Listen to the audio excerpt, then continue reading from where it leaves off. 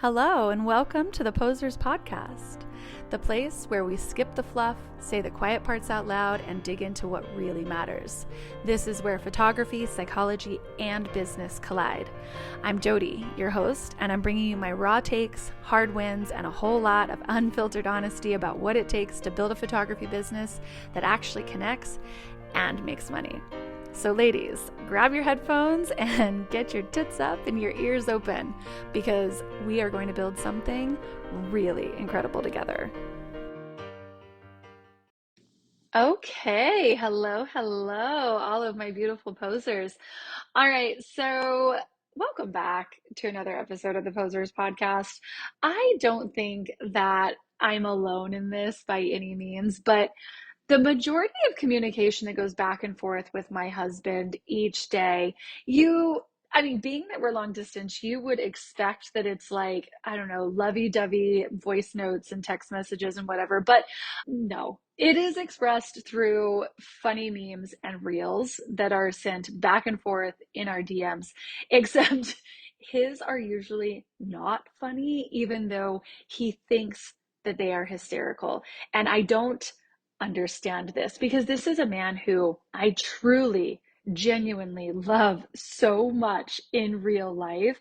And I find him funny in real life, but there's some sort of disconnect about what his algorithm is like feeding him, because the memes and reels that he sends to me usually get like an eye roll or some sort of response telling him like he's got to stop wasting my time or just leave me alone so that I can work. Guys, I swear to God, I love him so much. He's a golden retriever and I am a black cat. And I'm convinced that our marriage, our relationship wouldn't work any other way. He chases after me and I cuddle up and purr into him maybe one time per day when we're in the same city. And honestly, you know what? That's called marriage. Okay. But the other day, he sent me this quote from Jay Shetty, because even if we are like laughing and sending jokes back and forth, or if we're in like a lovey-dovey mood, or if we're even in an argument, the way that we do a lot of our communication is sending things back and forth on the internet, because sometimes that communicates the way that you're feeling far better than you being able to say it in real life. Okay, so the other day he sent me this quote from Jay Shetty, and he was saying like something nice to me in this quote that he was sending me, and I died laughing because I had actually already seen that post and I had already screenshot it and I had texted it to myself because I wanted to quote it to you on this podcast as like my own little love note to you. So clearly my husband reads like something romantic or soft or loving, and he thinks about me, and I can read the same exact quote and I think about you and I think about this podcast. So clearly we're dating. Okay, what that quote was is Jay Shetty said in a post, it said something along the lines of like, a good relationship is just two people saying like, hey, life is hard, but I still want to do this with you. And that, like, that's it. It's not that life is not this highlight reel. It's not always romantic dinners or grand gestures. Sometimes it's folding laundry together and sending each other memes whenever words feel like too much, right? Which clearly very much so defines my marriage. But I want you to just replace like romantic dinners with us talking about business wins, and replace doing the laundry with like breaking down where our mistakes happen. And that's how I feel about us and what we're doing here each week. Okay. Because this podcast, this business, the photo shoots, the client work, the chaos, like failed pricing attempts, like all of it is hard sometimes. But every time that I sit down to hit record, it feels like I am looking at you, looking at my people, and saying, look, business is hard, but I don't want to do it with anybody else except for you. Okay, which brings me straight into today's episode, because I made a really big mistake recently, like a $3,000 plus endless amounts of my time kind of mistake. And is it good for my business as an educator to sit here and tell you, like, oh, look at me, I made this big, huge mistake this week? No, probably not. But I promised you the real and the raw and the honest and the ugly. And I promised you that we're building this business together. So here I am talking about a huge mistake that I made in my business so that you can make sure that you're not going to make it in yours. Okay. And this mistake, it came from something that I thought I had figured out, which is outsourcing. I am an outsourcing queen, okay? I love nothing more than hiring out work that I despise doing. Or even like, I love nothing more than hiring out work that I know I'm not an expert at and that I should not be doing at all. I would literally, you guys, I would have outsourced childbirth if I could have, okay? And actually, well, hold on. Actually, I kind of did. I did the next best thing, at least. I scheduled 3 C-sections because I simply couldn't be bothered to push my own children out, okay? So I was like, what do you mean they'll just take this baby out for me? Absolutely, sign me up. I mean, I probably bent over faster for that spinal block than you ever saw me bending over to make those babies, okay? Okay, so this outsourcing mistake, it was an epic fail. It lost me $3,000 and my assistant. It's a doozy. It's a big one. All right. So I'm talking about blurred boundaries. I'm talking about I failed at delegation. There was emotional fallout. And I'm talking about what happens whenever you choose comfort over clarity in your business. So if you've ever hired out of convenience and regretted it, or even if you are terrified to hire because you're afraid of wasting money that you don't think that you have, this episode is for you. Okay. We are going to talk about trial and error because somehow we always mention trial and error like it's this wonderful thing that we're doing in our business by testing something out, by like trial running this and experimenting with that. But what about the flip side of that coin? We tend to forget that error is part of the deal. We romanticize the trial part, like, oh, I'm experimenting, I'm expanding, I'm being brave. But when the error hits, whenever that brave experiment turns into a $3,000 mistake and a whole lot of awkward conversations, suddenly we think we've failed instead of realizing, oh, right, error is the other side of that, right? So about a year and a half ago, I took a leap in my business and I finally hired a virtual assistant. I had a studio assistant before here in the studio physically. And then I had tried, this was an even bigger mistake that we can talk about on a different day, but I had tried to also outsource overseas to a virtual assistant, like one of those companies, I think it was called Doers or something like that. That ended up to be like a $7,000 mistake, which we can talk about at a different time. But after I made that doozy of an error, I hired a virtual assistant who lives in Washington, and she was seriously phenomenal. Okay. She is seriously phenomenal. For like a year and a half, we moved and grooved inside of my business. We created some really incredible systems inside of the studio, and to the point that she was basically running the studio. All I was doing the photo shoots and holding the sales or the proofing meeting, whatever you call it. I call it a proofing meeting. She basically did everything else. And we talked often about her growing with my business. So recently, when my plate got too insanely full with the education side of my business, plus I was still shooting, I decided to hire her to take over social media for me.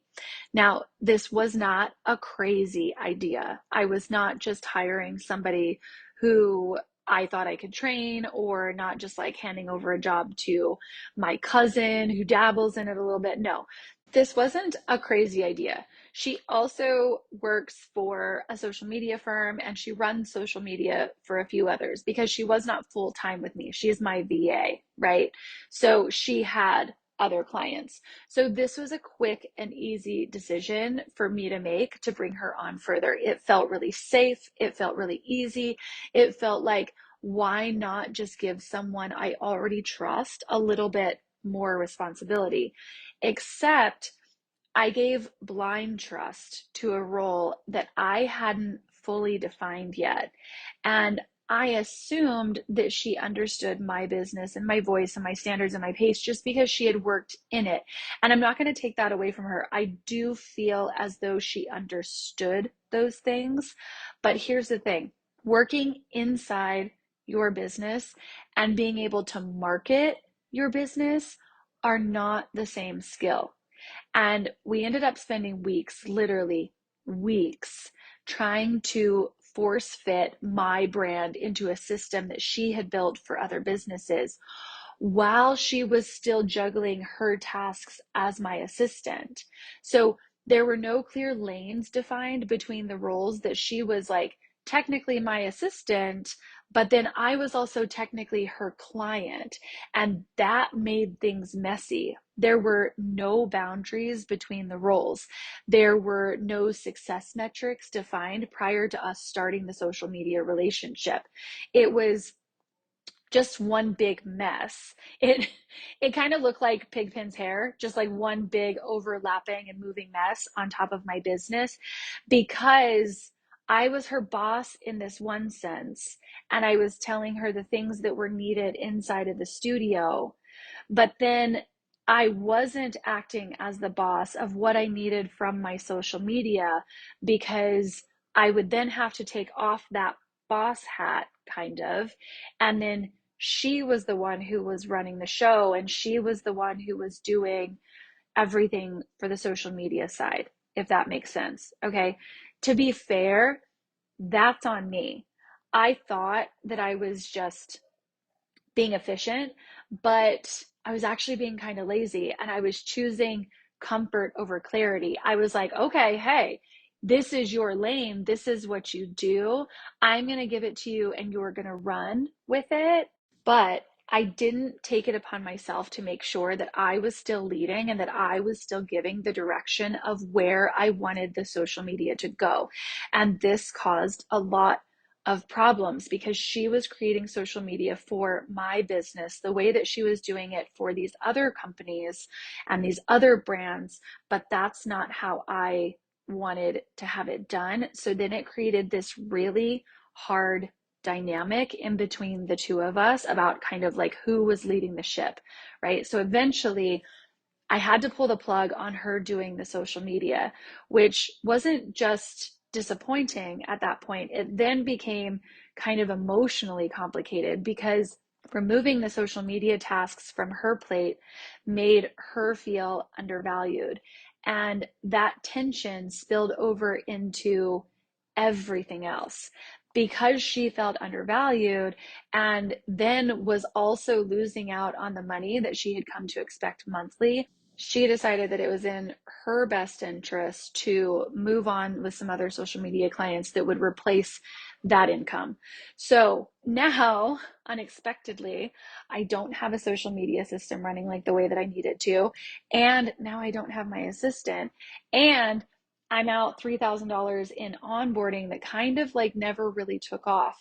But let me say this, I don't regret trying it because the error taught me something crystal clear, and it's that my business deserves specialists. Just because someone is great at one thing doesn't mean that they should be doing all of the things. And just because they are great for someone else and another brand doesn't mean that they're going to be the right fit for you and for your brand.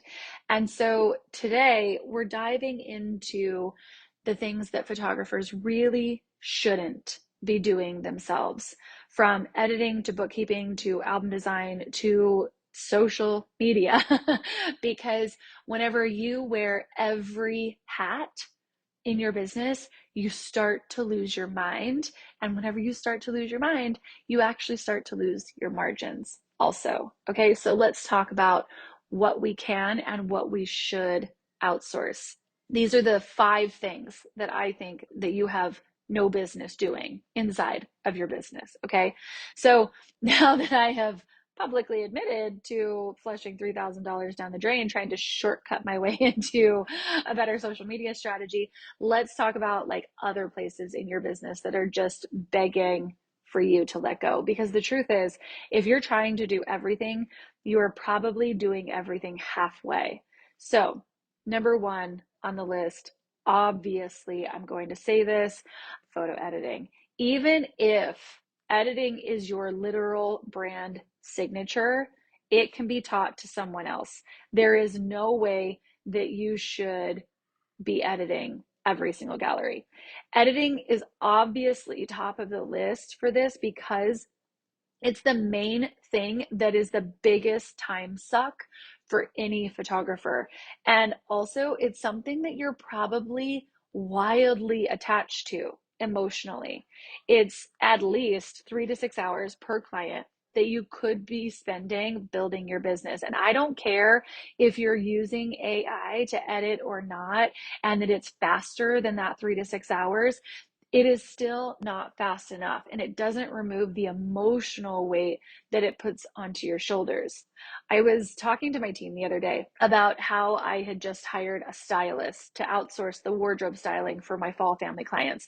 And of course, my ass was like, yeah. And then she's going to like take the wardrobes. We're going to create a like to know account. We'll do all this underneath my brand, and we'll run social media and Pinterest to the mood boards also.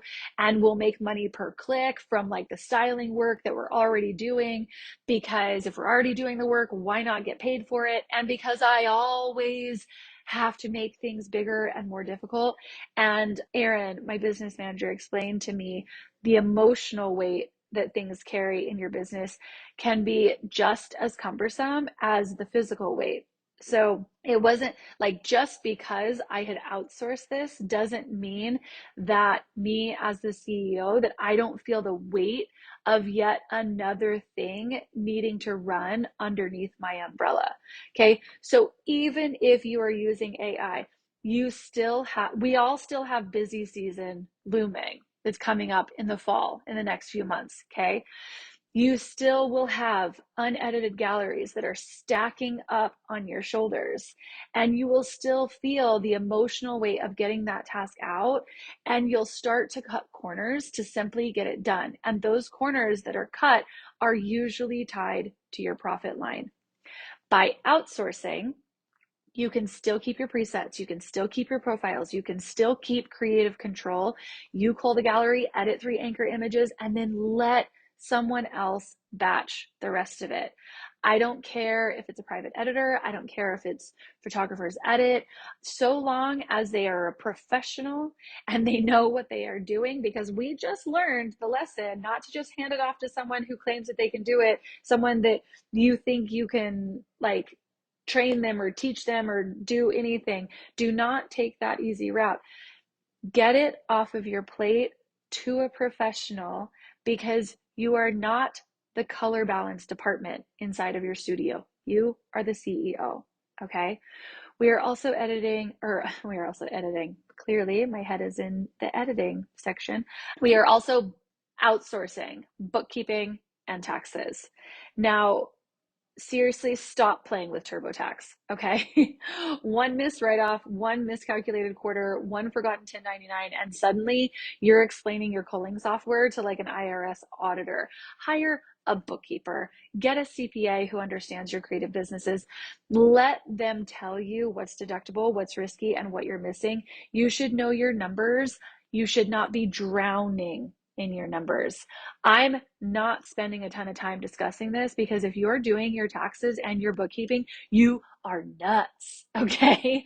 I am more terrified of the IRS than I am of letting my foul-mouthed father come onto this podcast, okay? And that father of mine, he would ruin my entire business, yet I am still more scared of the IRS, okay? So please, if you need to increase your pricing a little bit in order to afford bookkeeping and a CPA, please do so immediately before you get into another tax year. Okay. We're outsourcing album design. Look, I love albums. I actually love designing albums. I love the tactile beauty of like legacy work and heirloom work and all of that. But designing them is not where my time is best spent. And honestly, this was something that my assistant used to do for me because I had trained her to do it exactly the way that I wanted it done. And I approve every single one of her designs. So now that she's not with me anymore, the very first thing that I stepped in and made a decision about was that I could outsource this to my new stylist who is now running inside of my business. So, because obviously, with her being the stylist, she understands the aesthetic I want, she understands design, she is a professional stylist. Her moving into the spot of also doing my albums for me is very seamless, okay? But also, there are platforms, there are humans that can do this beautifully and quickly.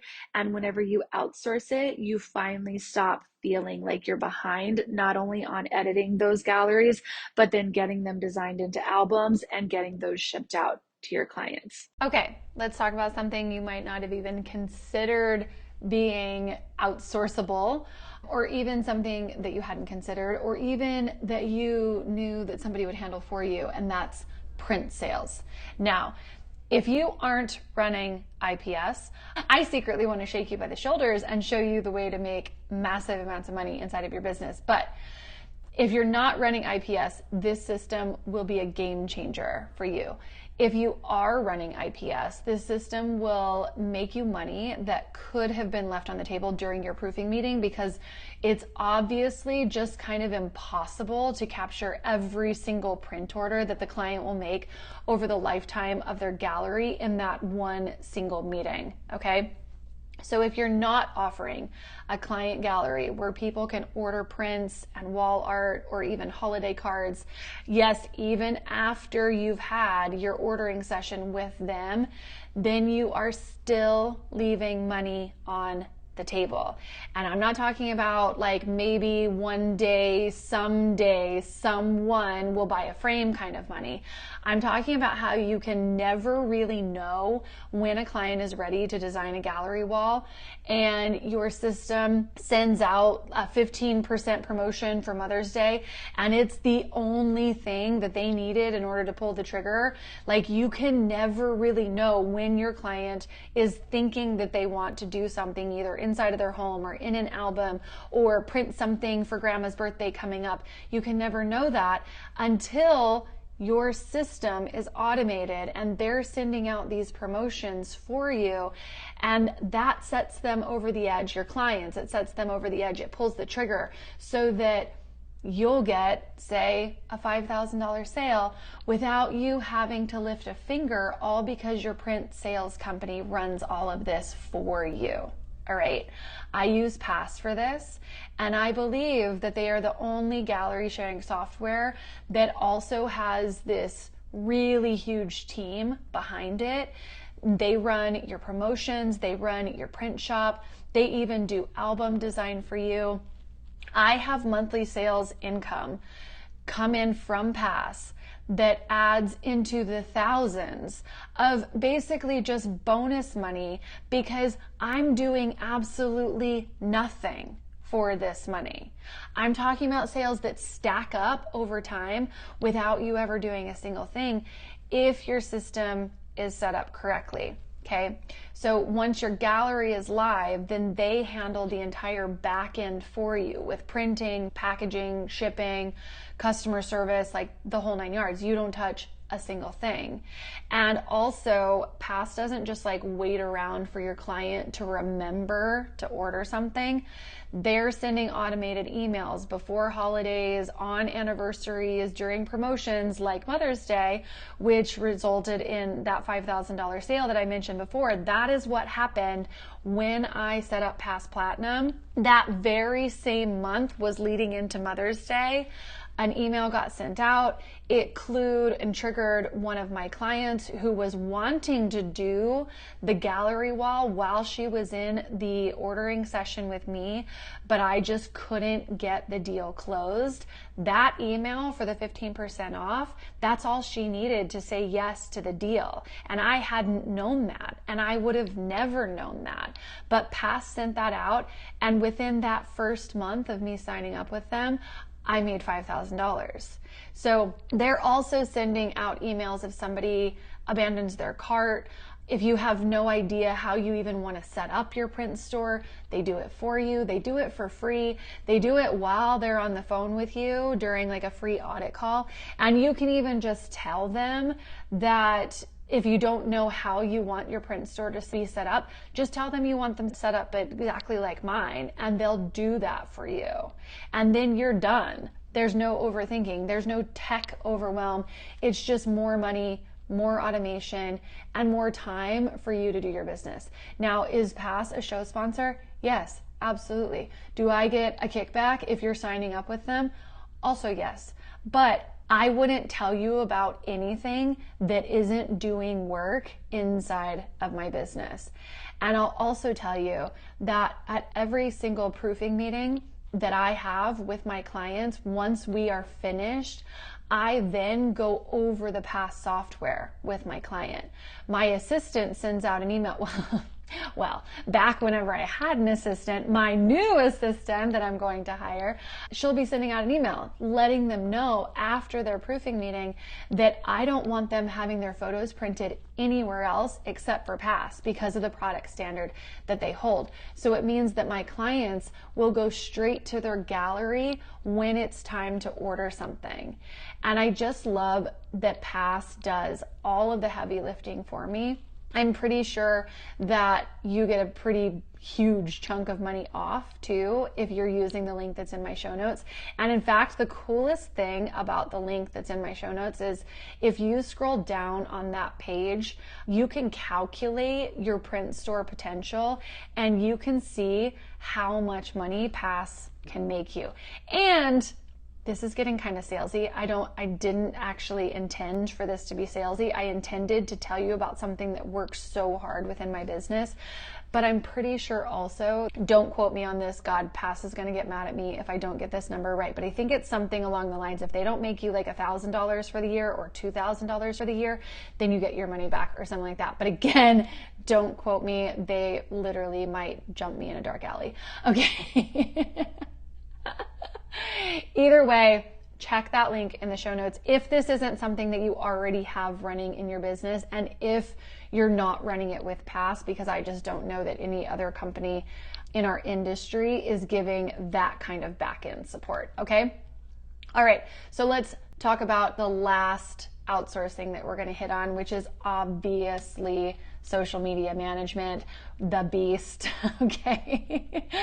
The one that it pretends to be free marketing, but actually requires a full-time degree in psychology and design and trend forecasting and writing and performance and monetization strategies and like all of that.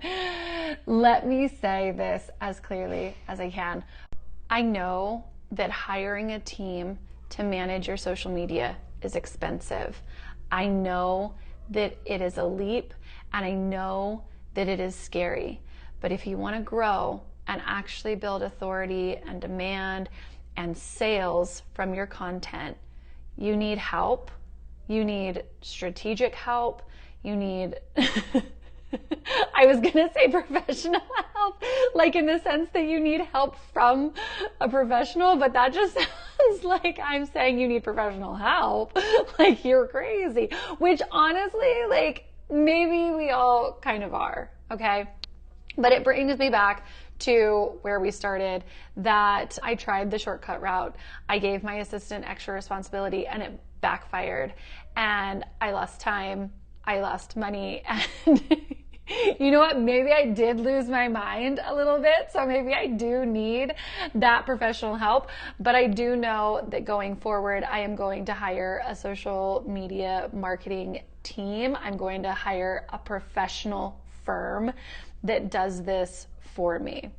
And if it is something that you feel like you can jump into right now in your business, I truly believe that it is the one thing that you could outsource that will give you so much ROI in your business.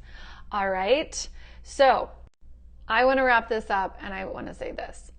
Most photographers are not sitting around feeling like they are too successful to outsource. They're not sipping matcha in their like all white, beautiful studios thinking like, oh, I just can't be bothered to edit this gallery. No, right? They're sitting in their car between sessions, answering DMs at red lights. They're editing at midnight. They're doing their own taxes on TurboTax, not because they love it, because they feel like they can't afford to pay someone else to do it. And I get it. Paying someone to do something that you technically could do yourself feels scary. It feels like you're giving up profit. It feels like taking a risk that you're not quite ready for. And it feels like you're spending money that could have gone towards groceries or the gear that you need, or maybe just for putting it into your savings account so that you can catch your breath for a second. But here's the question that could change everything. What if doing it all yourself is the thing that's keeping you from making more profit? What if holding on so tight is actually costing you the growth that you say that you want? So that $3,000 mistake that I made with my assistant, yeah, it hurt, but it also forced me to ask better questions about my leadership. It helped me see where I was choosing familiarity over function, where I was trying to save money, and it ended up wasting time and wasting energy, and it ruined relationships instead. So outsourcing isn't just a business decision, it's a self-trust decision. It's choosing to believe that your time is worth more than your pride, and that betting on that future return is better than clinging to the fear that you're all holding on to in the present. So if you're listening to this and you're feeling torn, you're saying all the but Jodi's in your head, like, I get it, I see you. But I'm telling you right now, you don't scale a business by saving your way to success. You scale it by making decisions that free you to do more of what actually grows the business. So let this be a little bit of a nudge for you, not to throw money at every single task, not to outsource just to say that you're outsourcing it, but to intentionally hand off what's keeping you small so that you can finally go after what's calling you forward, okay? I adore you. I love you. I don't care that that makes things weird. I keep on signing off on our episodes like this. You know what? On the next one, I'm just going to own it. I'm just going to be like, I love you. Okay, bye. No, for reals. I'm wrapping up this episode. Thank you so much for listening to another episode of the Posers Podcast. And until next time, bye for now, friends. Okay, so that is a wrap on this episode of the Posers Podcast. If you loved it, please subscribe, rate, and review, because honestly, algorithms are needier than all of our ex-boyfriends combined, and ladies, I need all the help I can get. If you've got thoughts, questions, love letters, even hate mail, please send them my way. I actually read every single one of them. So until next time, stay bold, stay messy, and don't let the bullshit win. Tits up, ears open, and go build something incredible. Bye for now, friends.